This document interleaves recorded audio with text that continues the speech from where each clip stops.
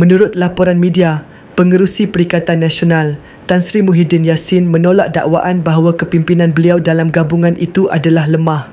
Beliau menegaskan bahawa PN telah menunjukkan pelbagai pencapaian, khususnya dalam beberapa pilihan raya negeri yang lalu. Tan Sri Muhyiddin, yang juga Presiden Parti Pribumi Bersatu Malaysia, berkata kejayaan PN boleh dilihat menerusi kemenangan mereka dalam pilihan raya negeri di 4 buah negeri yang akhirnya membolehkan gabungan itu membentuk kerajaan. Kita telah berjaya memperoleh jawatan seperti Exco, Timbalan Speaker serta pelbagai posisi penting lain melalui wakil-wakil rakyat PN. Di Pahang dan Perak, walaupun kita menang banyak kerusi, kita tidak berjaya membentuk kerajaan kerana jumlah kerusi tidak mencukupi dan UMNO pula memilih untuk bersekutu dengan DAP. Jelas beliau ketika menepis tuduhan bahawa PN dipimpin secara lemah. PN meraih kemenangan besar dalam pilihan raya negeri di Perlis, Terengganu, Kelantan dan Kedah, sekaligus berjaya membentuk kerajaan di negeri-negeri tersebut.